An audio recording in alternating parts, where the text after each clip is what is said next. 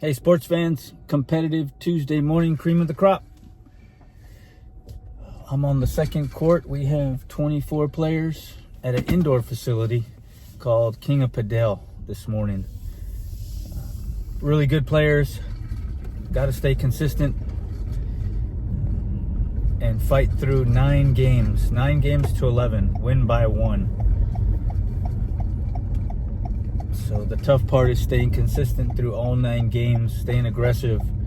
No matter who my partner is, we'll be switching up partners every game. It's kind of like a ladder league, or it is a ladder league. So you start off at one court, you try and get to the top court. I'm at the second court.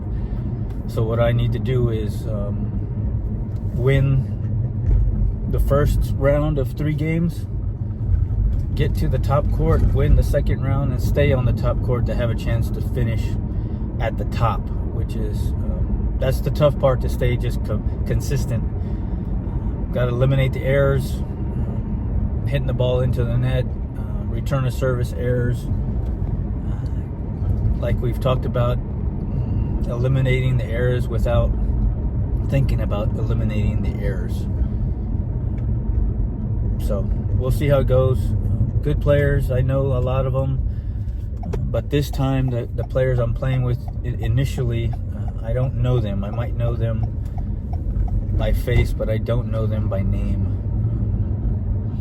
So we're all around like a 3.9 to a 4.2 duper, but that duper rating is kind of skewed. It depends on how well you play with a partner and how well they play doubles to really know how good they are.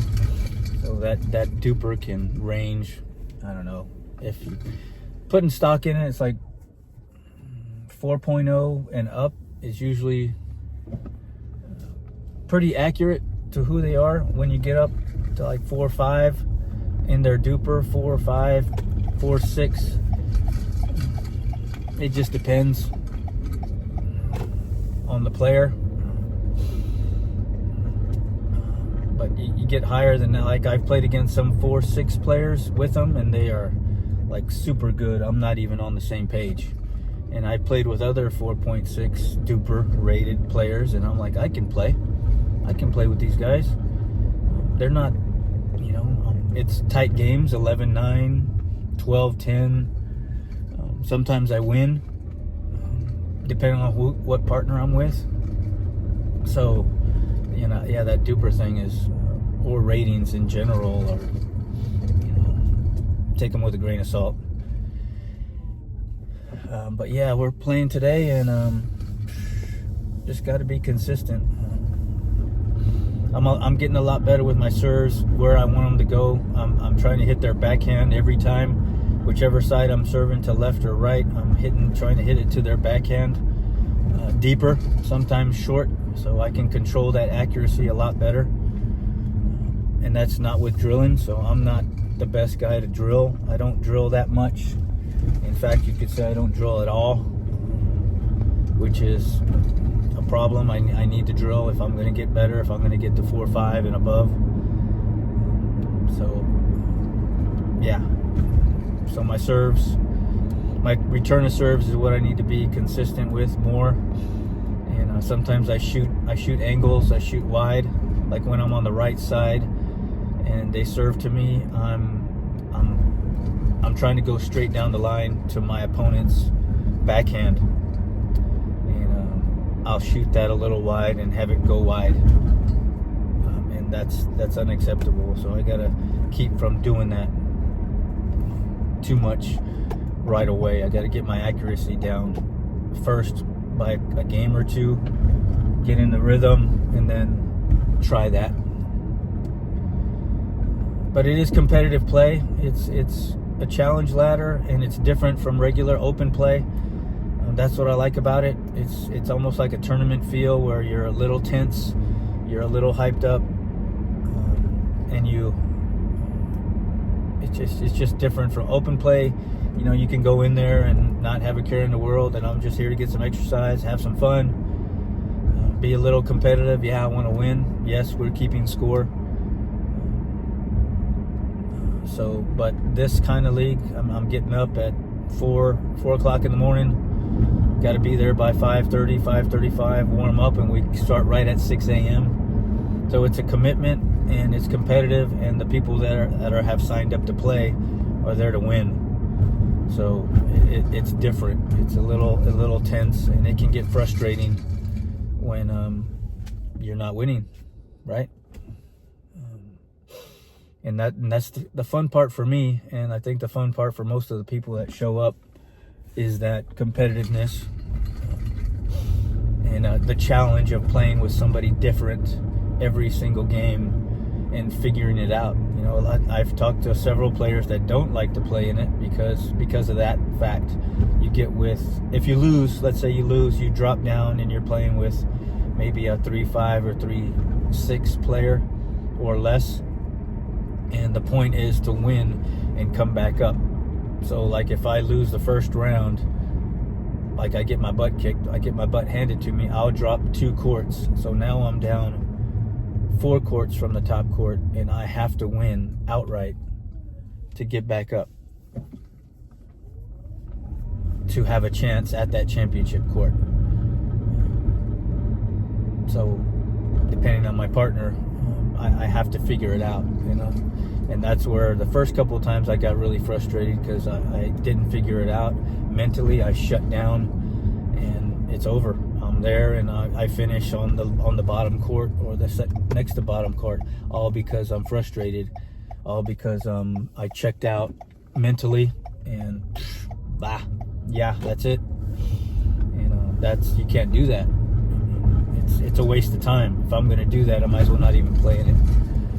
And that's what I've seen in my game is I'm more consistent, and I'm checked in for the whole time. And that's like a tournament. A tournament, you have 3 or 4 or 5 hours of play, and you could get tired, you could get frustrated, you got to figure it out, man. You got to get there. But anyways, I'm almost here, so let's get it on. I'll let you guys know how I do on the back end.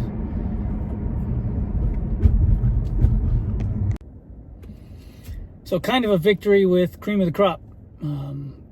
Fun, great competition. I started on the second court, finished on the second court, finished number 1 on the second court. So overall, out of 24 players, I got 5th place. So better, more consistent today. Serves, return to serves were very consistent. Just played against some good people. Missed a few shots, here and there. Okay. The top court had some really good players, the top 4 players. So recap, first round, started on the second court, 4 games, I finished 4th. But good players, I played good. They're just better. The scores were like 11-9, 11-8, 11-7. So I just ended up 4th overall. So I had to drop 2 courts. So I'm down to court 4. So in order to get back up, I had to be first place in that second round. So I was first place. I won all 3 matches. Then came back up to the second court for the final round. And the final round, good players. Actually, I won 3 out of 4, but with the points, ended up first place. So 5th overall out of everybody. And then that's it. You play 9 games, and the winner out of those, I'm not sure who won on the top court. Good players. They were all mid-4 rated duper players, very consistent players, and that's the difference. When I dropped down in the second round,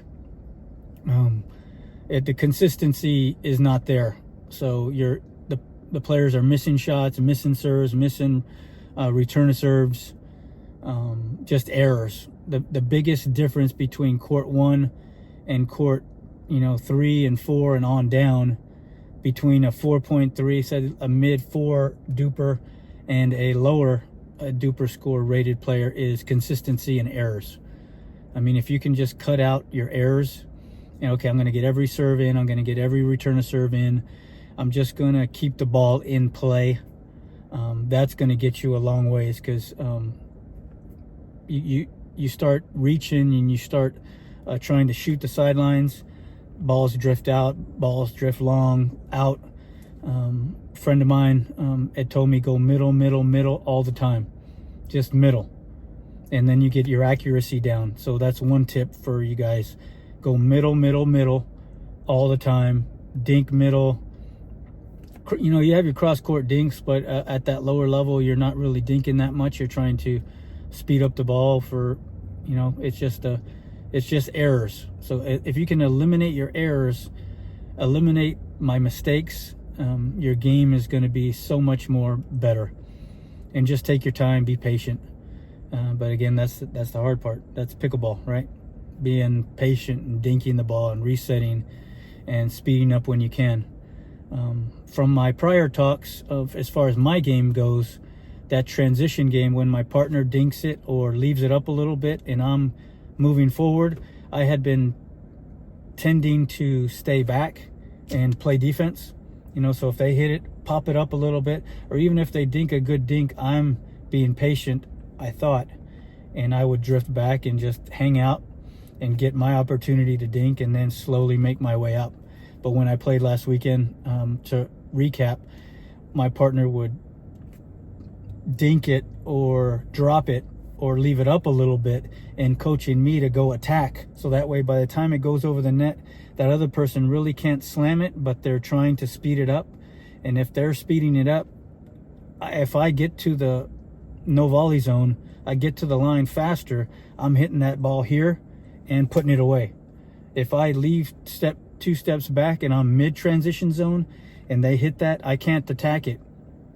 So my rationale was, okay, I'm just going to stop here and reset it. But now I'm trying to add to my game, taking that extra step up, being aggressive and taking that shot and putting it away. And today I was a lot more successful with that. I was actually trying to do that instead of just, you know, maybe I'll get up there and blah, blah, blah. So anyways, that was my takeaway from today from my game, was getting to that transition zone faster when my partner's returning it, even a bad return, so I can re-attack their attack. And that's another tool I'm trying to add to my toolbox. So we'll see how this goes. It was a good day. I'll check you guys later. Thanks for watching. Please share your victories, your struggles in the comments below. And remember, make pickleball fun.